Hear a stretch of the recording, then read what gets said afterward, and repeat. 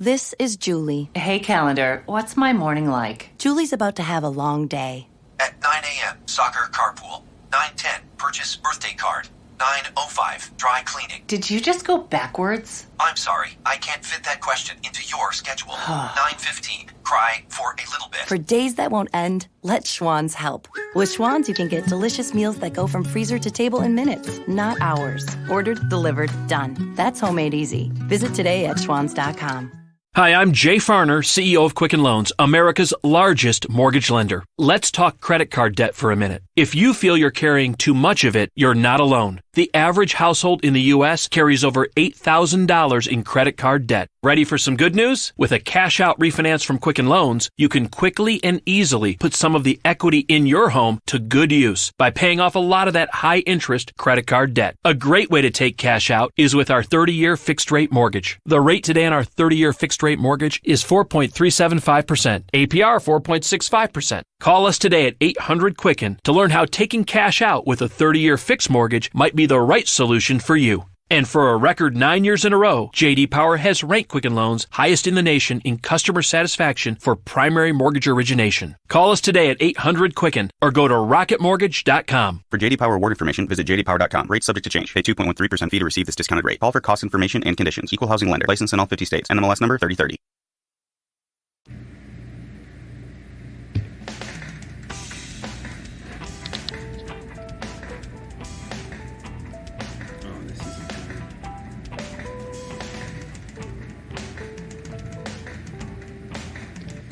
Hi there, this is Jim the Keys bartender coming to you from Key Largo.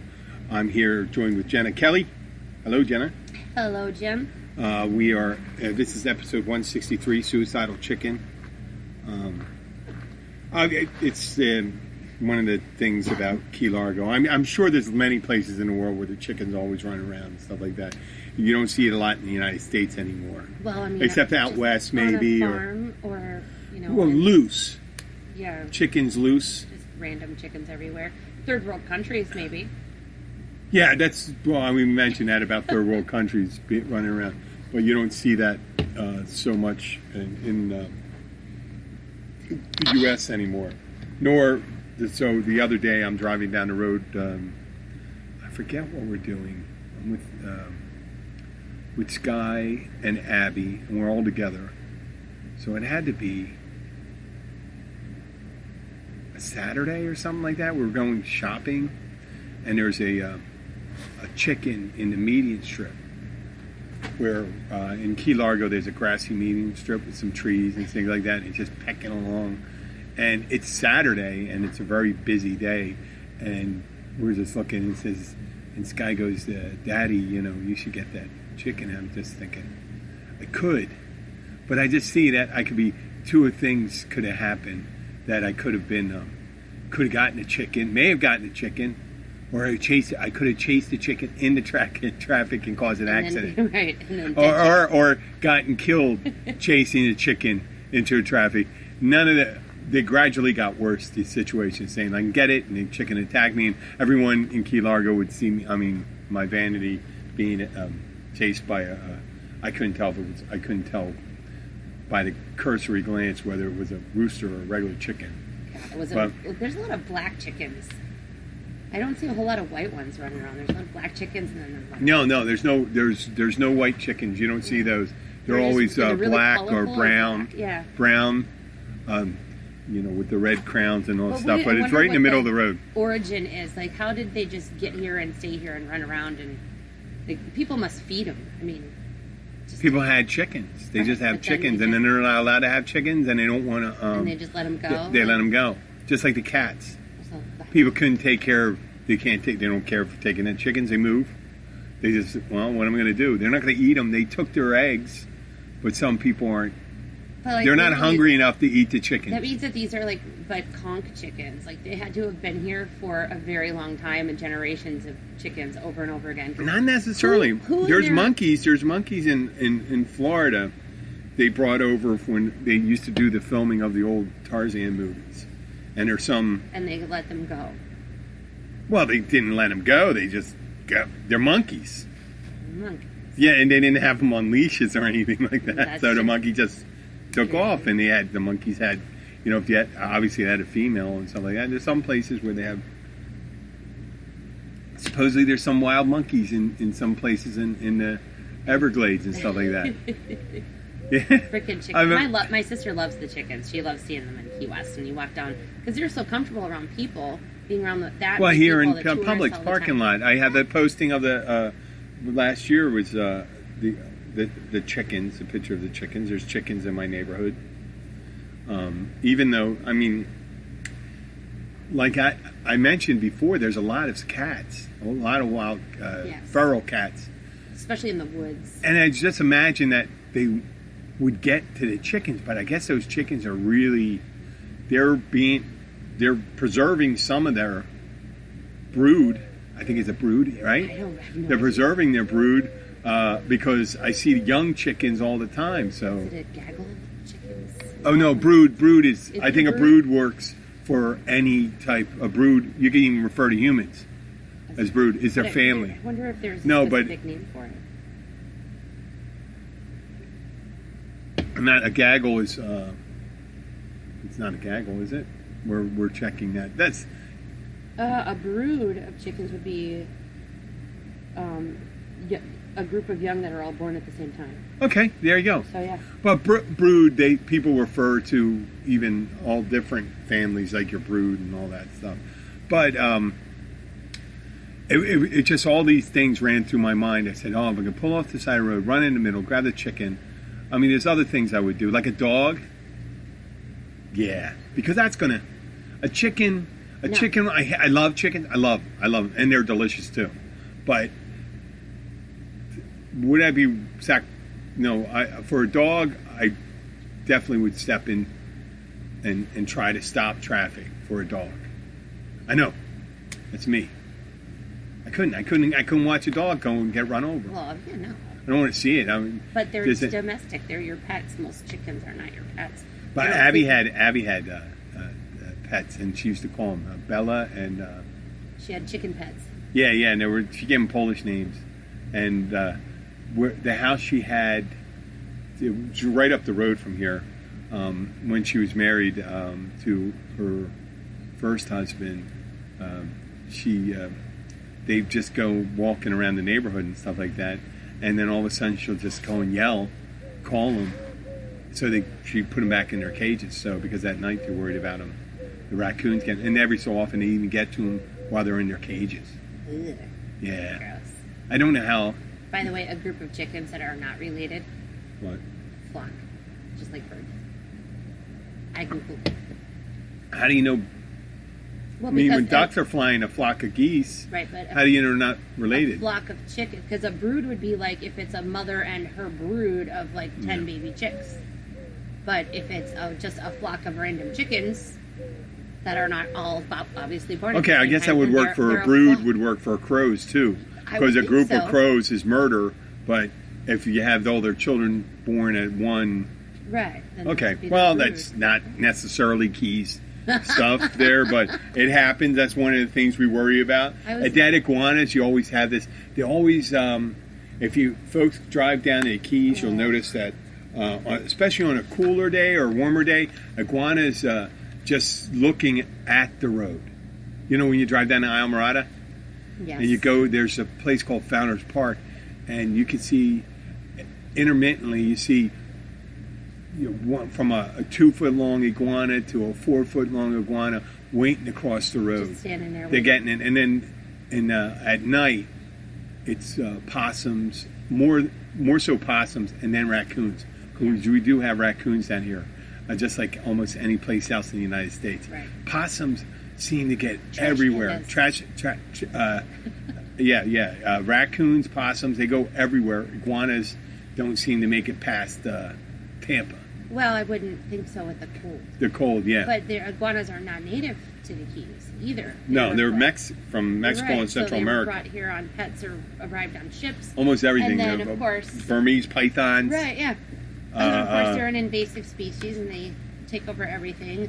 The worst The part tegu lizard. about iguanas is that they, climb the trees and you want to park anywhere. Like if I park under the trees at my shop, Yeah. It's never a doubt that there is a I told you. giant iguana shit on my car. Oh, and they shit like There's they shit shit like cats with diarrhea. Yes, well, like Large a really cats with diarrhea. fat cat. With Really diarrhea. fat cat. I walked under a tree one time and I may have whistled or something like that, and all of a sudden I heard some liquid drop on the ground, and this guy's walking the opposite way on the street, you know, because people do walk in Key Largo. a lot. Because, and we look at each other like I thought maybe he spat some tobacco juice at me or something like that, which would be a weird thing to do. Or he threw something. I'm looking at him, he's looking at me, and then all of a sudden I looked down and I was oh shit. Yeah. I mean that. Like, When they get startled, they shit. it's just so gross. Just like birds. And they're like, it's like acidic. If you get iguana shit on your car, you have to hurry up and get that stuff off. Because it like eats through your clear coat, eats through your paint. Well, I mean, it is part of the digestive system, and almost everyone's digestive system is comprised of acidic. acid. Yeah. Right, but God, stupid iguanas. But you know, they're a free for all. You can kill them if you want to. You just can't torture them. Yeah. Now I heard that they're real diggers too. They can actually dig through coral. I guess it doesn't surprise me. No, because they say if you go through the Adam's Cut and stuff like that, There's a ton of them there. There's holes. They Yeah. dig holes into it. And you take a boat through that's Adam's amazing. Cut, They're and you just can- very tenacious. I don't think I've ever been through Adam's Cut in the daylight and have seen less than at least 5 to 7 iguana. Yeah, they just hang out They there. just hang there and they just watch, Yeah. sitting on those big coral blocks from the. Have cut. you killed one? I've never killed one. Well, how would you feel comfortable doing it? Yeah, probably. I mean, but I wouldn't. How would you kill it? Not with my bare hands. Well, You know, I mean, it's but hard like- to strangle an animal with your bare hands. Unless, Right. I mean, well, you fucking psycho. I could possibly shoot one. I shot I told you about the frog, the toad. You shot a toad. Well, they got those bofu toads, and they're poisonous. The ones that are poisonous to animals and stuff. They're poisonous to everyone. If you- like but the humans dog won't go and bites pick them. But people won't put them in their mouth. Right, but those are the they're ones poisonous that to cause everyone. the dogs Yeah. to like foam at the mouth. Yeah, that's the one. Yeah. So it was in our thing, and I was worried about Roxy at night coming across it. So what I did was I bought a pellet gun. I mean, I do have a pistol, but you can't just go. You can't just go brandishing a pistol anywhere. I can't take my .38 out and start Right. shooting. Well, and and that's plus, what- how accurate? If I'm shooting on a, I don't want to be shooting into the concrete where they hang out. That's where you're going to get them, on the concrete. Because once they get to the grass at night, Yeah. unless you have when the bright lights on, they're not out there. But I mean, But like, they're big, a 38 fat- would be loud. A handgun would be loud. I, mean, I was thinking of like, you know, a BB gun or like a high power. It was a pellet gun. Yeah. And it goes through there. It goes through them. It doesn't do enough damage all the time. I had to pump like 3 of them into it, and it bled like a quart of blood. And my neighbor comes out the next day, and he just hosing off the blood off the driveway. And he goes, someone get hurt? And I go, no. And I'm just, don't worry about it. And the guy, he was much nicer to me after that. I didn't realize the imagery of that. When you hose off blood off your driveway, that people are much more friendlier to you after that. Okay, I have stories. Something you might be. I think I mentioned it to you. There's the guy that feeds the cats, and I don't want to say his name, but he never listens to the show. You're talking about the guy that lives in Tavernier that feeds the cats, or are you talking about the one in Key Largo? The one in Key Largo, Okay. the one with wears the bandana all the time. Yep, yeah. And the he one came in Tavernier He came has in been Friday made night. Pretty famous on Facebook, so his name is pretty public. And Okay. that would have been Jack, the cat man that Okay. lived underneath Tavernier Creek Bridge and fed the cats. Mm. But no, so you're talking This about the isn't it. Key Largo cat man. This had not about feeding cats, but he comes in. He always comes in and orders a Coors. He drinks a bottle of Coors. Well, tonight, first time I ever seen him have 3 Coors, and he was helping Luke unload his equipment and stuff. I guess he knows Luke, and Luke was performing at Friday night at the Catch. Okay. And he comes in, and I don't notice much. He seems like a nice enough guy. And what happens is Katie comes behind the bar, and I'm standing off to the side, and she goes, Jim, look, he's coming out of the bathroom. She goes, I want you to look right about 2 feet above the ground, this direction. Right? And this guy walks out of the bathroom, and the whole backside of his shorts are worn out from bike riding. And they look kind of like felt pants, but I guess it's cotton pants that are worn down. So you can see through them. No underwear. Ah, okay. Bare ass and balls. Oh. That's it. And I'm just staring and I'm just thinking, holy shit. Your eyes are just stuck there. And I guess for her, I'm going, oh man, why'd you show me that? And stuff like that. So I brought her back. I said, look at the curvature of his butt, though. From what I'm saying, he's an older man and stuff. I'm talking to him, but he has a lot of hair, and I'm pointing it out to her. And she starts getting a little green. And I realized that experience was much more traumatic for her than it was for me. You. Because I have no romantic images of a 63-year-old man's ass. Or even at my age, any man's ass.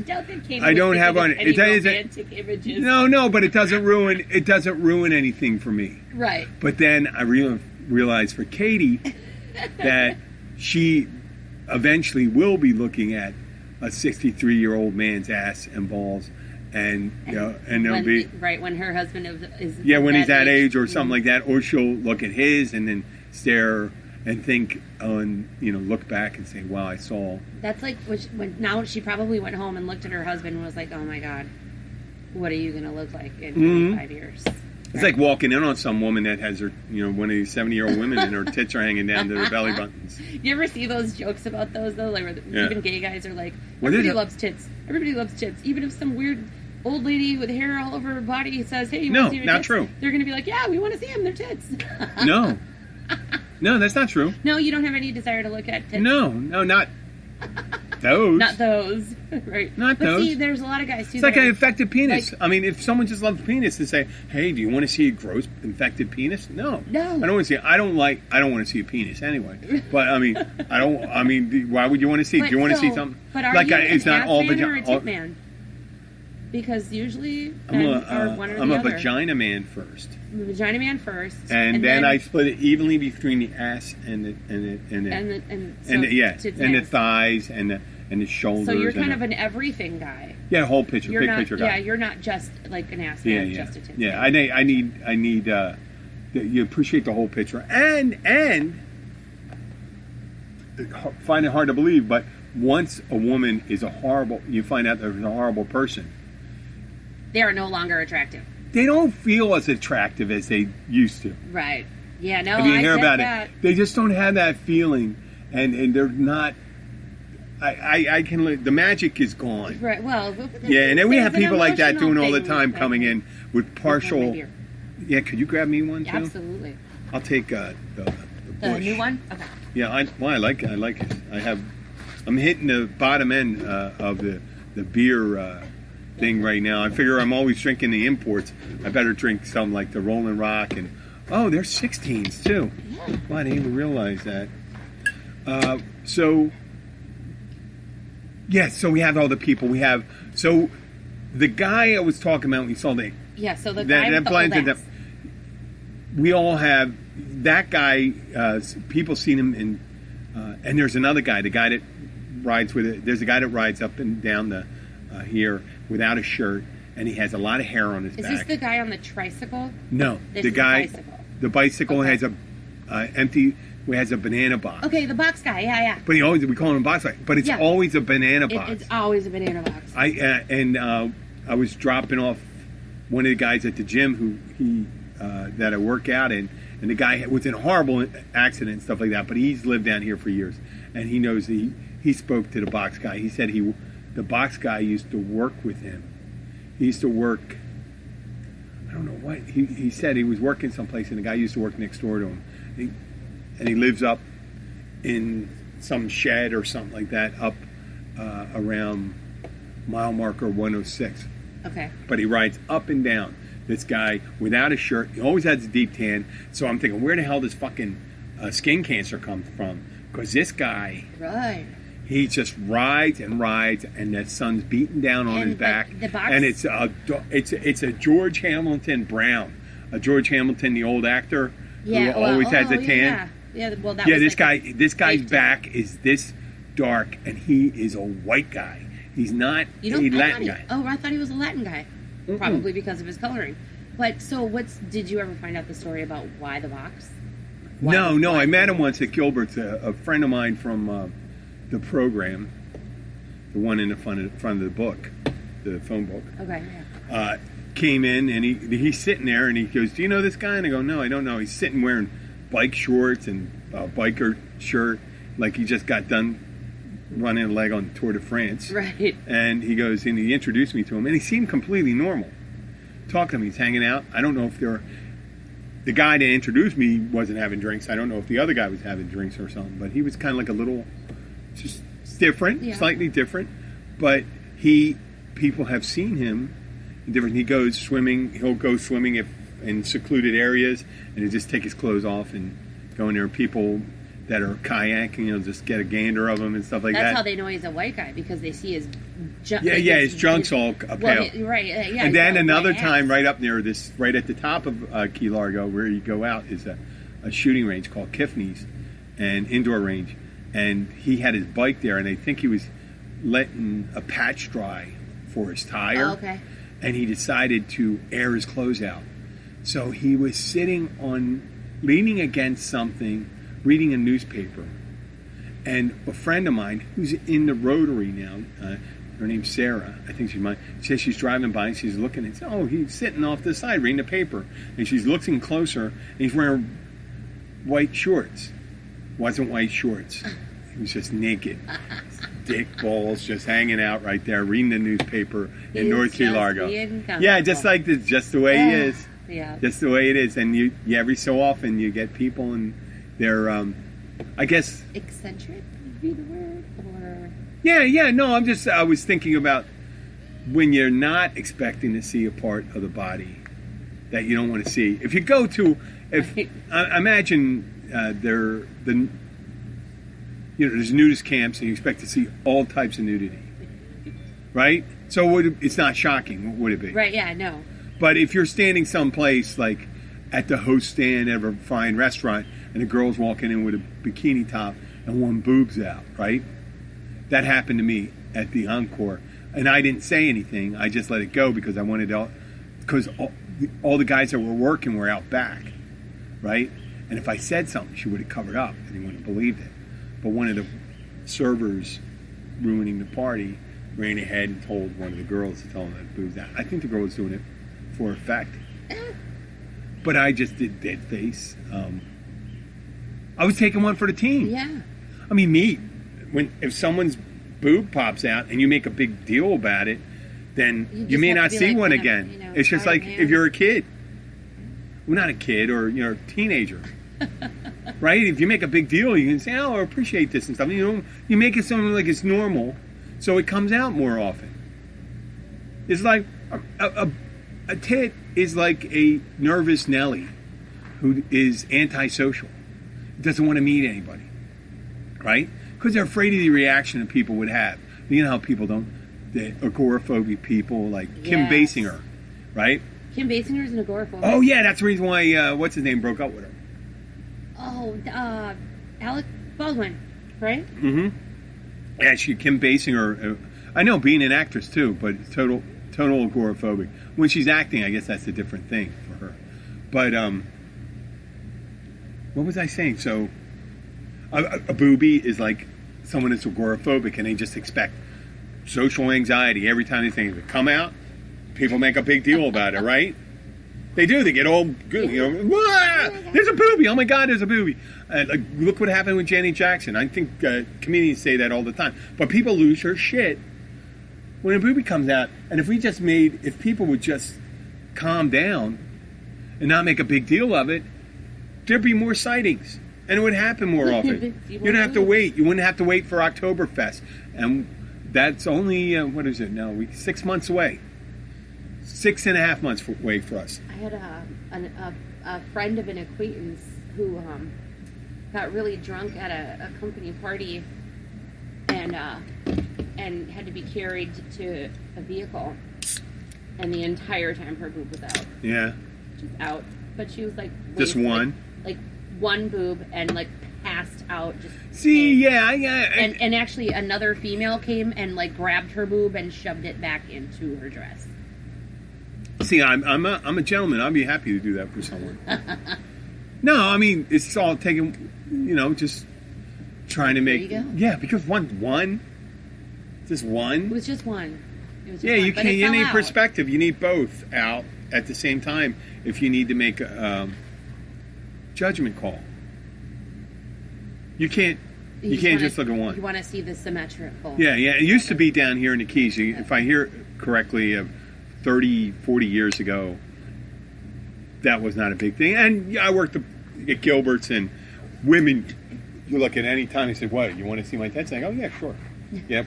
And Go then away. they just, Okay. And then when someone, you got to gauge, when someone voluntarily shows you, you have to pretend to be shocked or go, "Oh, bravo," like that. Or like, you "Oh, can't those go. are very You can't go, nice." "Boo, boo," put them away. You can't be like, "Oh, one of those is really bad. Like, Yeah. why is that one way bigger than that one?" That was on My Name Is Earl. There was one. I'll bring out my good boob. That was there.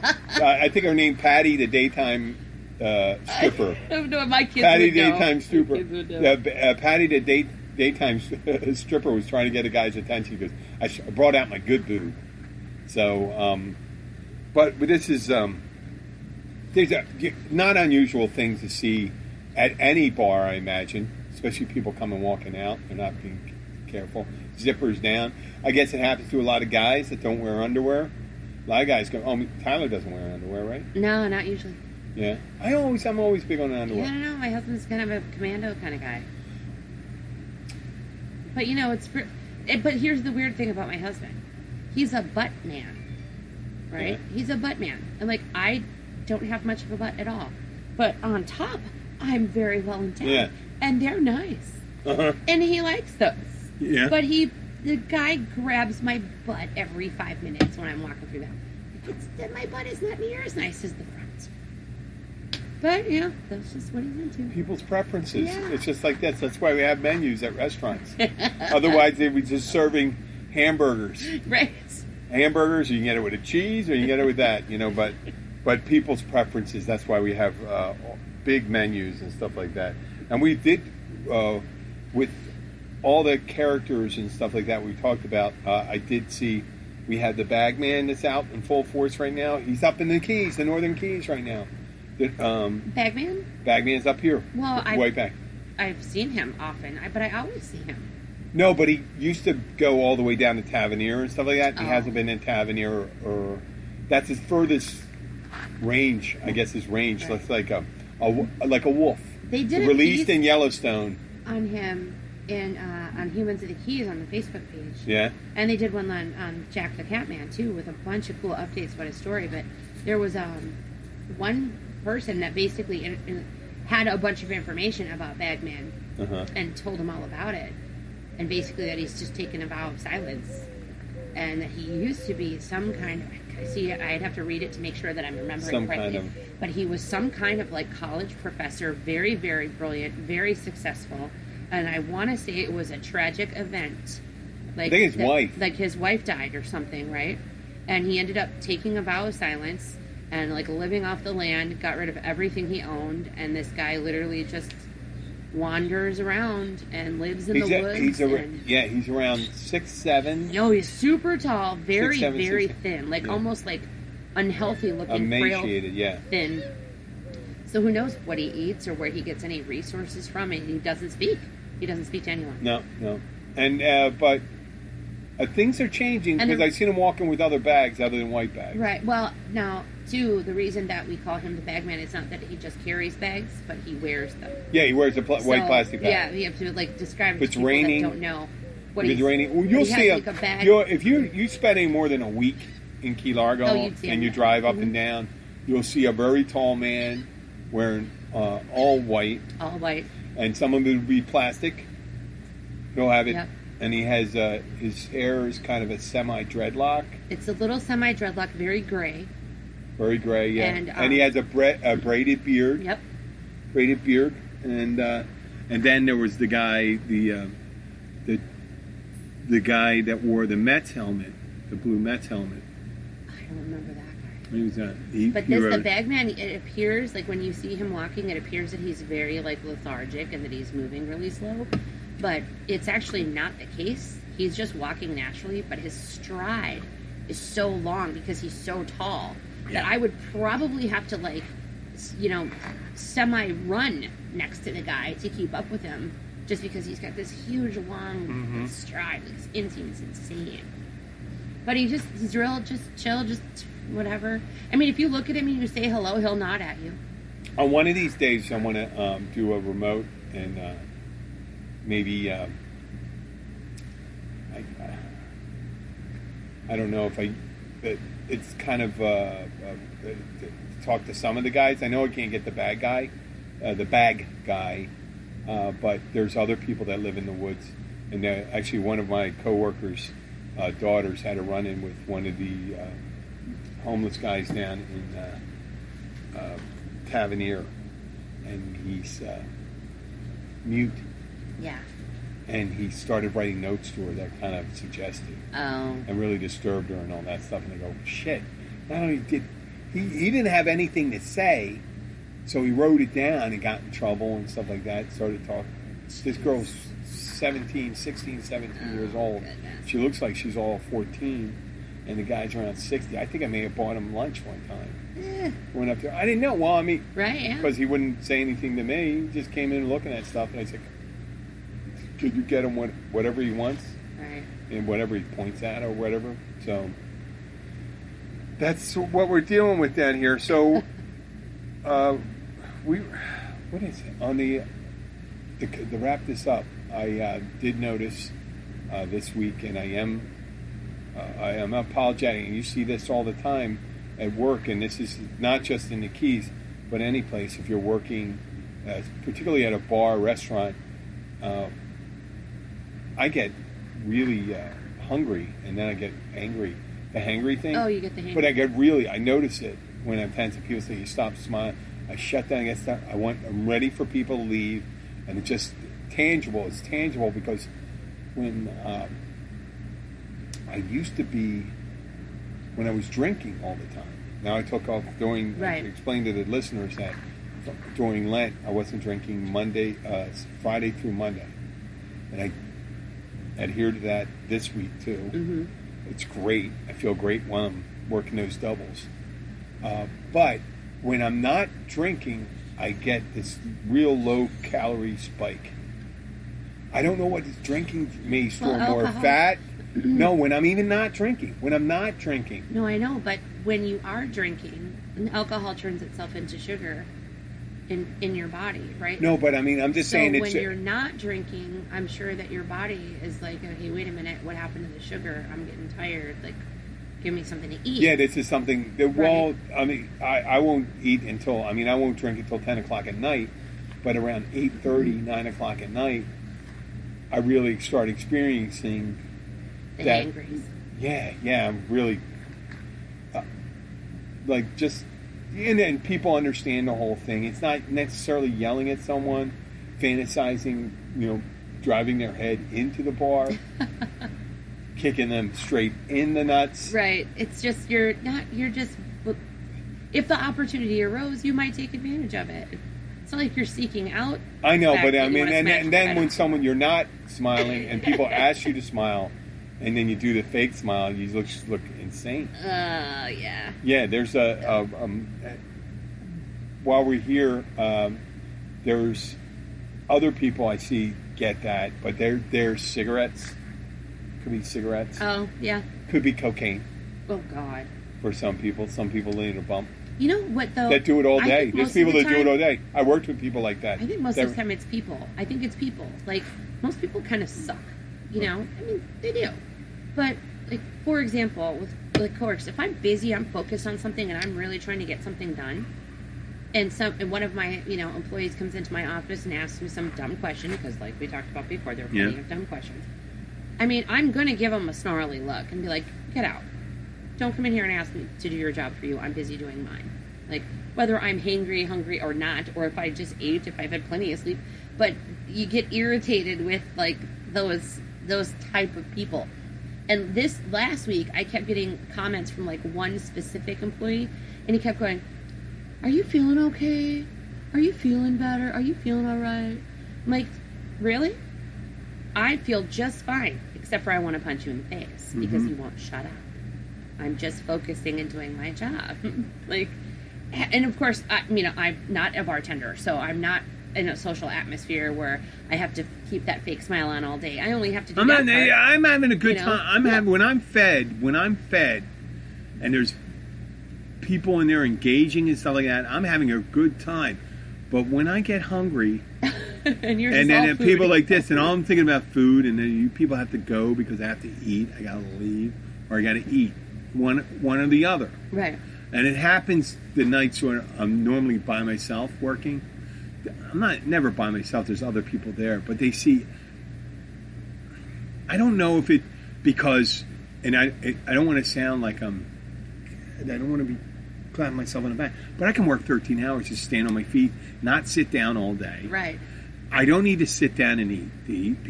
I do sit down and eat every so often when it's slow, but I don't feel particularly energetic afterwards. So people say you should sit down and eat. It's better for you. No, it's not necessarily better for you. I don't get that part. Laying back maybe with a room. Everyone says something's better to eat at. Otherwise, food courts wouldn't have those tables where you could stand and eat. Yeah, but doesn't digestion work from the top down? And doesn't gravity aid in that? Walking and moving your body aids in digestion. That's why you are not supposed to eat right before you go to sleep and lay down. Yeah. Right? Because that's when people get heartburn and acid reflux. You're supposed to, basically eat your meal until you feel like you are no longer hungry, not until you're full. Mm-hmm. And body movement helps, get your juices flowing. I don't get that sitting down and slowing down, and I'm sitting there slowly eating and all that stuff, and I go, but eating too fast. I understand the eating too fast part. I do gobble down my food. But the sitting down thing is just a social interaction. Yeah. I stand. I don't think there's anything wrong with snacking and working and running around and doing that. I stand neat, and you know what? I think if I have, being a fitness instructor, I have. Sometimes I found that muscle milk is really good for getting me going because it's protein and stuff like that. You're tired for the muscles and all that stuff. Or in short, and that's an old person drink to get the calories and stuff. But it gets whatever ways you get your calories and stuff like that, whether it's through an energy bar or something like that. Hopefully not too much sugar, but you just get it and you're fine. And it just puts me to eat. Like last night, I was ready to just. I'm like, what? Someone asked, what time are you open till? I said, well, the kitchen closes at 10. Well, I'm asking when you close. And I go, I'm ready to say anything. 1 minute after 10. Right. It's not, but I do start winding down. What happens if you don't eat? Because at a bar, we always get the late crowd. So if I don't eat, there's no good time when it's a busy night to eat. Right. Because I have happy hour ends at 6:30, and that rolls right into dinner hour. And there's people coming in and eat 6:30 to 8. And there's a little drop between 8 and 9, but who knows what happens. You always get people coming in. Well, and then you have the last 9:15. No, I'm just saying when I'm by myself on the days when there's no music. And I get a pretty busy bar by myself for some reason. And 9:15, when I'm ready to eat again, I get another bump because it's 45 minutes left of the kitchen being open. Kitchen doesn't like it. They don't quite understand. I'm not the biggest fan of it because I'm hungry. Right. And I never got the chance. Now, what I have to do is get a routine down. When it does get busy, grab that energy bar, drink, smoothie, or whatever, get it in me, give me 250 calories, I'll be fine. Just keep going. Yeah. If you're deficient and you're hungry and you have 250 calories, you're good for 2 hours. Probably, yeah. You're good for 2 calories for most. But you're also a big human. Like, what are you? I know. You're 6'4"? Yeah, I'm about 2, and but recently I'm under 240 now, and right. But I mean, I've been getting leaner. But you need to have more calories than someone of my. I think size. you need. I think I probably need 2,500 calories a day. Right. I need 2,500 calories a day, and I could probably not gain weight doing 2,750. And when I'm really active, I could do 3,500 calories. Right, because you're burning it so fast. Burning it. And I don't necessarily know, because I'm drinking club soda and stuff like that. You don't feel it. Right. And then I realize it, and I just see it, and I go, oh, just give me a second. And the sugar doesn't really do it. Drinking a soda, Oh yeah. because Well, that gets you, a soda gets you all well, it's not amped just up. because it affects your blood sugar or something like that. I don't know. Who knows? We're not doctors. No, not at all. Not at all. And tropics in the cold, and I mean, imagine, I don't know what that does to your metabolism. Right. When you're up north, that your metabolism may amp up because you got to produce heat. Your body. I'm sure there's a lot to be said for that, but then on the opposite side here, it's you hot. Your body. sweat. Like if you're outside, or people that have an outside job, like my husband is, like he sweats all day, Mm-hmm. and then he'll be in the office for maybe 10-15 minutes, and then get cooled off, and he goes right back out there to just be sweaty boat captain and all that stuff all day. But then again, I don't want to be that garbage eater and stuff like that when you see someone not touching their food. Now, if it's a friend like you come in and stuff like that, and you're done to hey Jim, do you want to? Yes. Yeah, but see, I always I'm like, can you eat this? Yeah, I can eat it. Because you know me, I can never eat all of my food. Kathy does that too. She orders something, the owner of the place, she orders something, you want to eat half of this? And I said, yeah. I could eat more. Yeah. I could eat more, but I did that. Now, we got in the middle of the beginning of my 3-day that I can drink again.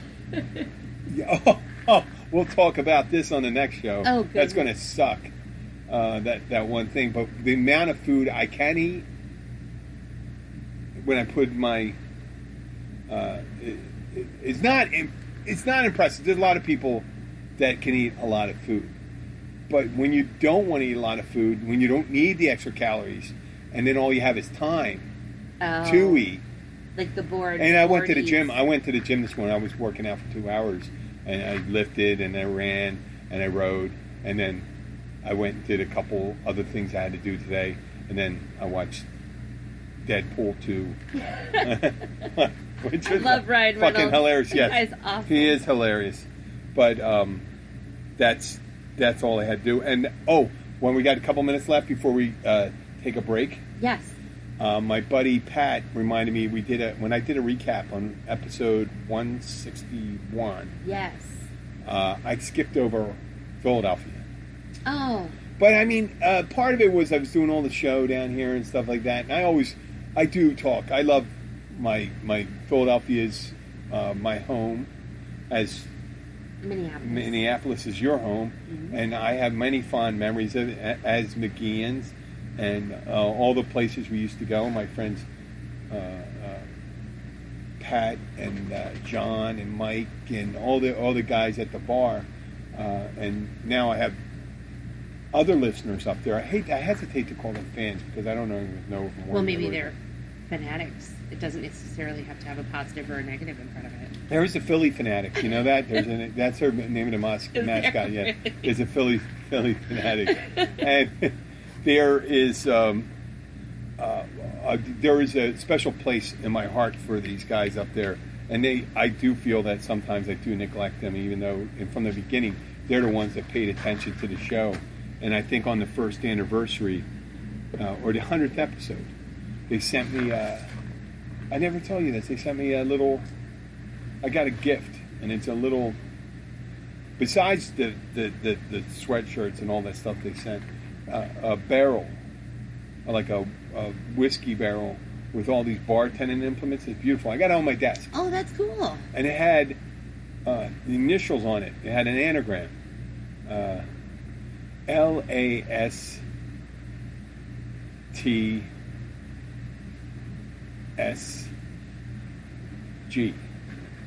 And I go, what the fuck is that? I have no idea. For a week I'm trying to figure out. And then someone says it's the motto I put underneath the bartender's show was life is seen through a shot glass. Oh. And I go, they just made an anagram out of it. I'm no fucking Sherlock Holmes, obviously. I couldn't figure out my own clue. Well, that's what you use for the show, Jim. Yeah, Why do you remember that? So I put it up there. I do appreciate it. And they came down and visited us before.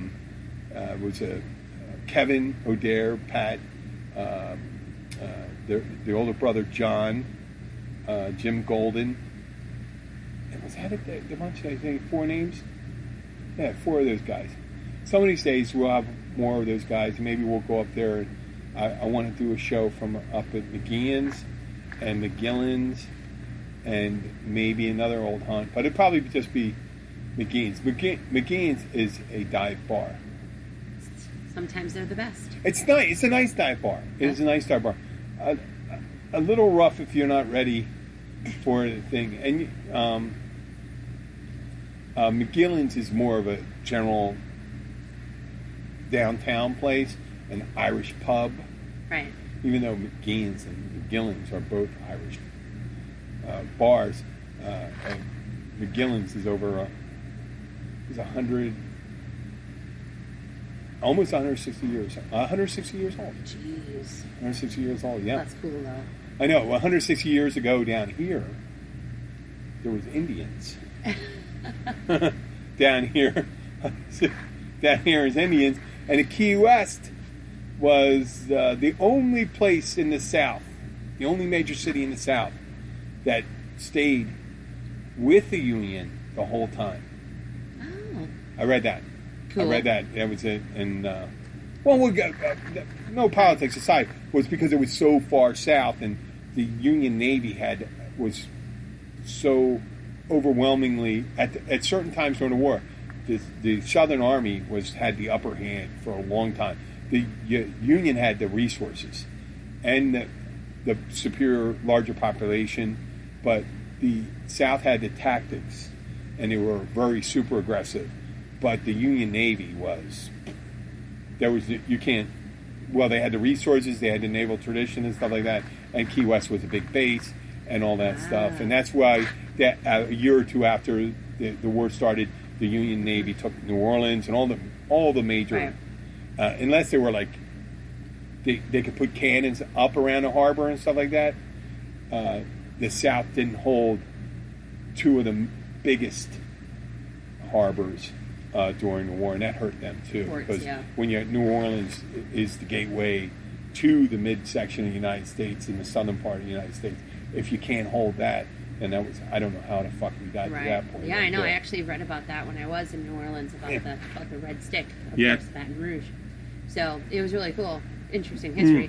But FG, Pharmagloria, mom, aka fucking grandma. She sent a text. She texted me the craziest thing yesterday, just out of nowhere, randomly, and she said, "Why was there no vice president in 1948?" And of course, 48. Okay, whoa. Truman. That was Truman's first election because he took over for Roosevelt.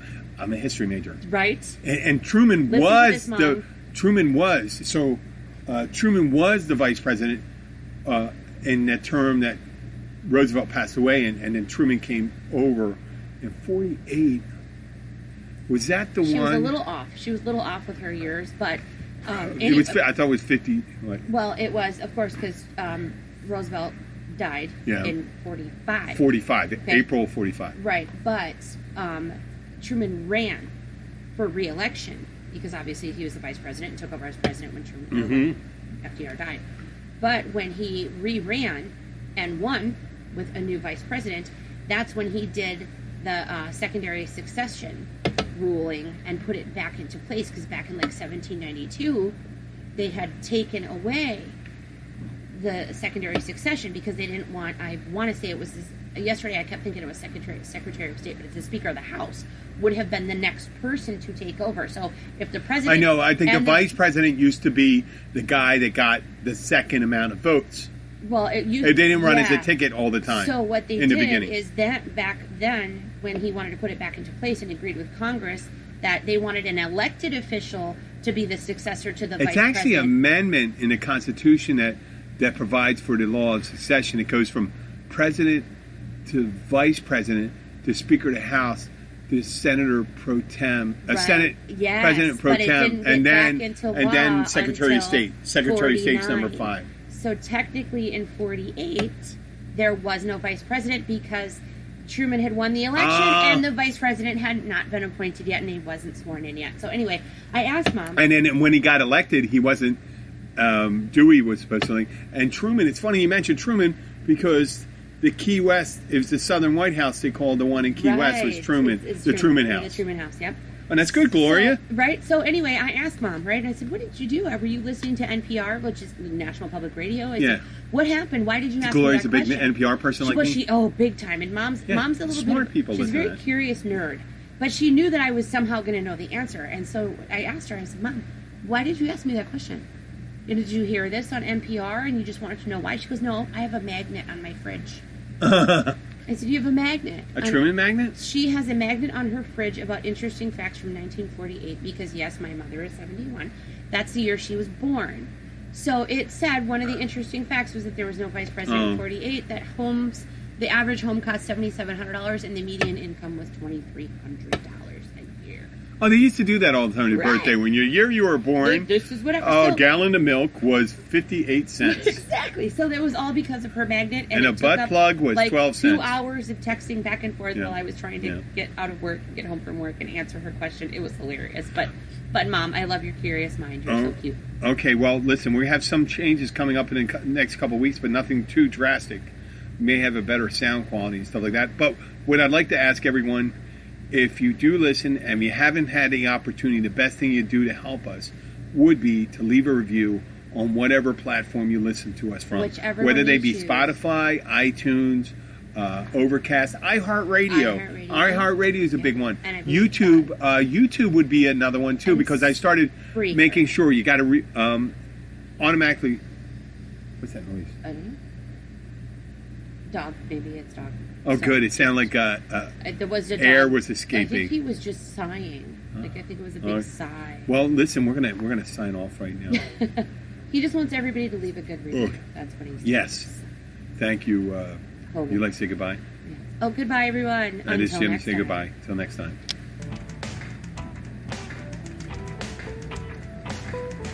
Oh, goodness. Keep right with her.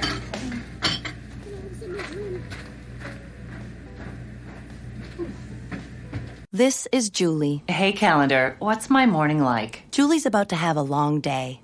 At 9 a.m., soccer carpool. 9:10, purchase birthday card. 9:05, dry cleaning. Did you just go backwards? I'm sorry, I can't fit that question into your schedule. 9:15, cry for a little bit. For days that won't end, let Schwann's help. With Schwann's, you can get delicious meals that go from freezer to table in minutes, not hours. Ordered, delivered, done. That's homemade easy. Visit today at schwanns.com. And now, a great moment in furniture history. One summer in the early 90s, the Bob behind Bob's Discount Furniture did something that would send shockwaves throughout the furniture business. He eliminated haggling and ended the unfair and insidious practice of artificially jacking up prices only to throw a phony sale. What remains unanswered is why he would end such a lucrative scheme. It was the right thing to do. It was the right thing to do. This has been another great moment in furniture history. Watch furniture history unfold at mybobs.com.